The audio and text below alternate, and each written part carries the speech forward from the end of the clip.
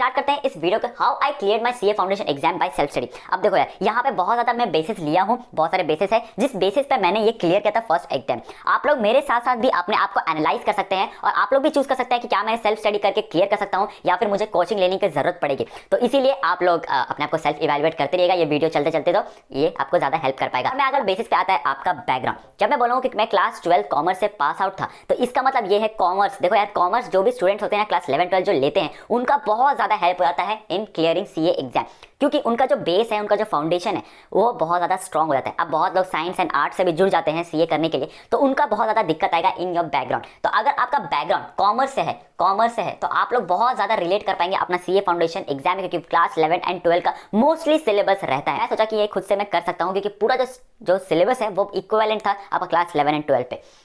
अगर आप ये फिट नहीं कर पाते हैं, अगर आपको लगता है कि यहाँ पे मेरा नहीं है, मेरा स्ट्रॉन्ग भी है, कॉमर्स लेने के बाद भी मेरा ये बैकग्राउंड जो है, मेरा जो फाउंडेशन है, मेरा जो कॉन्सेप्ट है ये क्लियर नहीं है, तो आप लोग प्लीज कोचिंग की तरफ जाइए। अगर आपको लगता है कि 50% भी क्लियर है तो you can go ahead with your self study, आप लोग आराम से क्लियर कर लेंगे।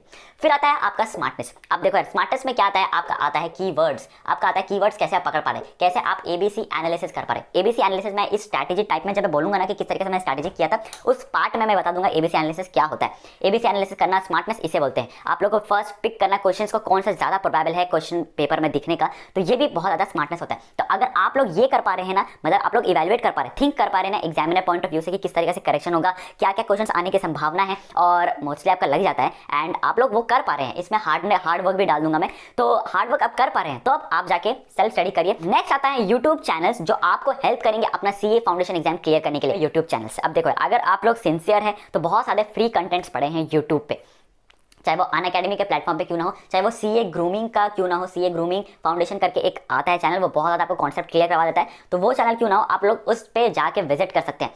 देखो यार, मैंने क्या क्या पढ़ाई किया था, मैंने यहाँ पे सीटीसी करके क्लासेस है जो बिजनेस लॉ पढ़ाता है, बहुत अच्छा बिजनेस लॉ पढ़ाता है, क्योंकि क्लास 11 12 में बिजनेस लॉ नहीं था और वो बिल्कुल रिलेट नहीं करता था, तो मैंने सीटीसी देखा था उनका चैनल और वो बहुत ज़्यादा बेनिफिट्स से आपको पढ़ा देते हैं। तो सीटीसी क्लासेस आप लोग देख सकते हैं फॉर बिजनेस लॉ। आप लोग अनअकैडमी देख सकते हैं, अनअकैडमी सीए का अकाउंट्स, एंड मैं यहाँ पे इकोनॉमिक्स भी बोल दूंगा, सीए ग्रूमिंग फाउंडेशन। यहाँ पे आप लोग बाकी सब भी कर सकते हैं, मैथ्स, रिपोर्टिंग और वगैरह वगैरह जो भी। अब नेक्स्ट आता है आपका नोट्स पे। अब देखो यार, नोट्स कैसे बनाएं, देखो बहुत सिंपल सा है, जैसे आपने क्लास 11 12 का बोर्ड एग्जाम दिया था उस तरीके से ही नोट्स बनाना है, ज़्यादा कुछ डिफरेंट नहीं होने वाला है। कीवर्ड्स पे ज़्यादा ध्यान देना है, अंडरलाइन करना है, एग्जामिनर का काम आसान करना है और आपका नोट्स बहुत ज़्यादा बेनिफिट आएगा। आप लोग को यहाँ पे नोट्स बनाने से पहले ना एक पेज में ना वीक चैप्टर्स लिख देना, स्ट्रॉन्ग पॉइंट लिख देना, तो आप लोगों को क्या होगा कि आप हेल्प कर पाएंगे। अगर आप 3 घंटा भी पढ़ रहे हैं डेली का तो आप लोग ज़्यादा ध्यान देंगे फिटनेस का, क्योंकि अगर बस ये चीटें ना तो सबसे ज़्यादा बेटर स्टूडेंट कोई नहीं है at this point of time, क्योंकि आपके पास आपका वीकनेस पता है एंड भाई इसके बारे में मैं कुछ बोल नहीं सकता। नेक्स्ट आता है आपका स्ट्रैटेजी में, कि आप स्ट्रैटेजी किस तरीके से फॉलो करेंगे सीए फाउंडेशन के लिए।